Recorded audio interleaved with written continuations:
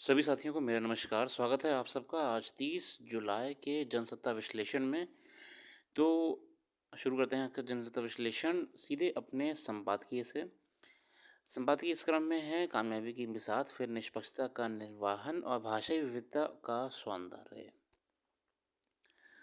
कामयाबी की बिसात पिछले कुछ वर्षों से भारतीय शतरंज का एक सुनहरा दौर चल रहा है और इसने वैश्विक स्तर पर कई प्रतियोगिताओं में अपनी अच्छी दखल दर्ज की है। इसी क्रम में सोमवार को जॉर्जिया के बातूबी में खेले गए FIDE महिला विश्व कप शतरंज 25 में दिव्या देशमुख ने भी एक शानदार अध्याय जोड़ा है। विश्व कप में हमवतन कोनेरू हम्पी को हरा कर बाजी मारने और इस प्रतिष्ठित प्रतियोगिता का खिताब अपने नाम करने के साथ ही सिर्फ 19 वर्ष की उम्र में दिव्या ने ग्रैंड मास्टर का तमगा भी हासिल कर लिया है। और ये बहुत बड़ी बात है, अभी हाल ही में हुए FIDE चेस चैंपियनशिप में ये भारत ने एक बहुत ही अच्छी जीत पाई है। इसी को लेके यहाँ बताया गया, गौरतलब है कि एक और हम्पी और 2 बार विश्व रैपिड शतरंज का खिताब जीत चुकी हैं। तो दिव्या ने भी कई शानदार कामयाबियों के अलावा 23 में इंटरनेशनल मास्टर का खिताब हासिल किया था। और बिल्कुल ये खेल जगत के लिए बहुत ही पॉजिटिव खबर है अपने आप में। इसके अलावा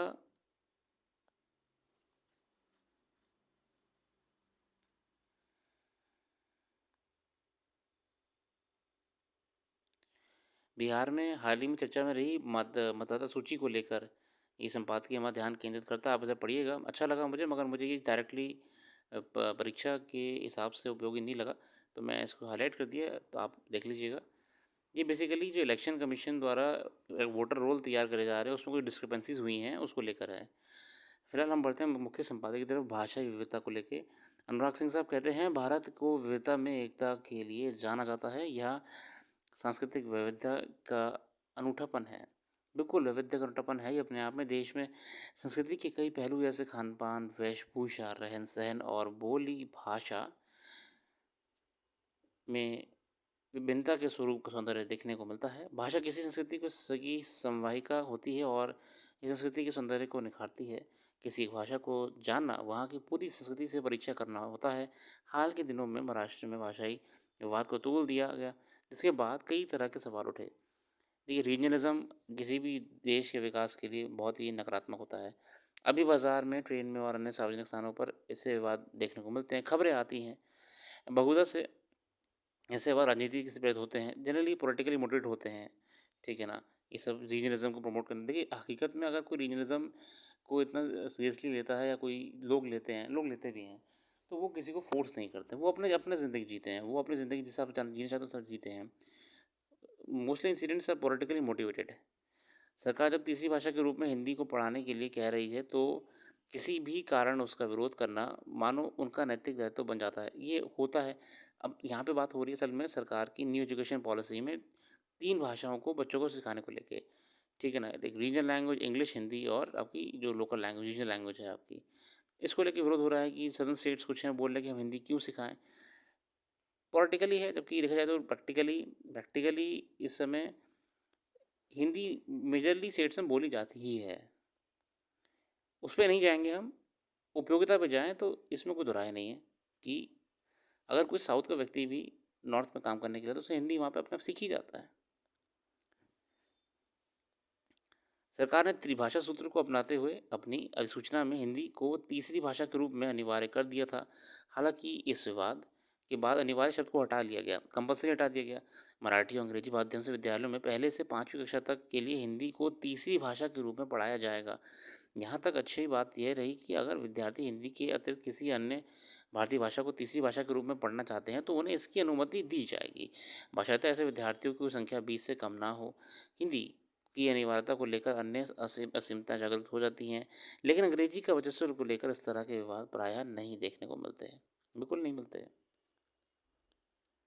क्षेत्रीय भाषाओं को लेकर यह मुद्दा भावनाओं से भी जुड़ा जाता है, इसलिए सामान्य भोले वाले लोगों को जब ये बात कहकर प्रभावित किया जाता है कि आप अपने ही क्षेत्र के धीरे धीरे भाषाई अल्पसंख्यक हो जाएंगे, तो उनका डर स्वाभाविक ही रूप से बढ़ जाता है।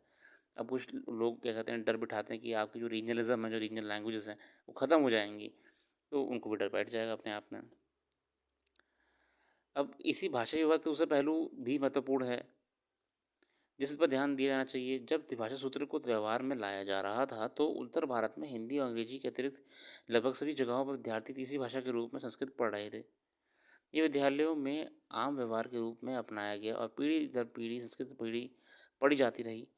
इस बात पर भी गौर करना जरूरी है कि जिन दक्षिण भारतीय लोगों द्वारा हिंदी का विरोध दर्ज कराया जाता है, उनकी भाषा को उत्तर भारतीयों द्वारा कभी सीखने का गंभीर प्रयास नहीं किया गया। यह एक प्रमुख कारण रहा है, जिस वजह से हिंदी क्षेत्र ने अपना भरोसा कायम नहीं किया, और जब भी हिंदी को राष्ट्रभाषा बनाए जाने का बहस चली, तो सदैव वहाँ से तीव्र प्रतिरोध का सामना करना पड़ा। यही जो देखिए समस्या आ रही है कि अगर अब यहाँ पे एक पॉइंट ये भी कह रहे हैं कि नहीं, इसमें क्या दोहराई है, प्रैक्टिकलिटी है तो इसमें, बट क्या कभी नॉर्दर्न स्टेट्स ने वो भाषाएं जो सदर्न स्टेट्स की हैं सीखने का प्रयास करा? इतिहास में अगर देखा जाए तो आज़ादी से पूर्व हिंदी में से इतर क्षेत्रों के बड़े नेताओं ने हिंदी को राष्ट्रभाषा के रूप में समर्थन दिया। सबसे पहला नाम महात्मा गांधी था। इसके अलावा बंगाल में केशव चंद्र सेन और अन्य कई लोगों ने प्रयास करे। यहाँ यही एक भाषा थी जो सबको जोड़ सकती थी, लेकिन आज़ादी मिलने के बाद इसे भुला दिया गया और हिंदी की राष्ट्रभाषा की मांग की स्थिति कमज़ोर होती चली गई। अगर वर्ष 11 की जनगणना को देखें तो 43% लोगों की प्राथमिक भाषा हिंदी है, लेकिन राष्ट्रभाषा वाला पहला पहलू अब राजनीति से प्रेरित हो गया है। ये भाषा का कार्य जोड़ने का है, लेकिन इससे सही दिशा में नहीं दिया जाए तो यही भाषा तोड़ने का भी कार्य कर सकती है। एक जिम्मेदार नागरिक के नाते हमारा कर्तव्य है कि हम अपनी भाषा के साथ साथ दूसरों की भाषा का भी सम्मान करें। बिल्कुल सम्मान करें, बिल्कुल। यही तो भारत में, यही तो डेमोक्रेसी और लोकतंत्र की और डाइवर्सिटी की खासियत होती है कि हर किसी का बराबर सम्मान करा जाता है। भाषा के नाम पर अगर इस तरह के विवाद आगे बढ़ते जाएंगे तो वैविध्य का सौंदर्य धीरे धीरे नष्ट होता जाएगा। बिल्कुल, जिस विविधता की वजह से भारत दुनिया भर में जाना जाता है, वह साख खत्म हो जाएगी।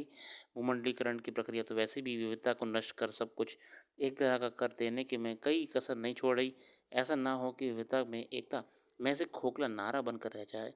इसलिए हम सभी को उदार मन से एक दूसरे की भाषा का सम्मान करना चाहिए। साथ ही ये कोशिश करनी चाहिए कि अपनी भाषा के अतिरिक्त एक और अन्य भारतीय भाषा अवश्य सीखी जाए। बिल्कुल सीखी जाए। इसी के साथ आज के लिए रखते हैं। खबर एक बड़ी आती है जापान से। सुनामी और भूकंप आने से बड़ा खतरा बना हुआ है तटीय क्षेत्रों में। रूस और जापान और उधर अमेरिका का अलास्का की तरफ अगर आप देखेंगे वर्ल्ड मैप में, आज देखने का प्रयास करिएगा तो आप पाएंगे कि ऐसा एक स्ट्रक्चर है कॉन्टिनेंट्स का।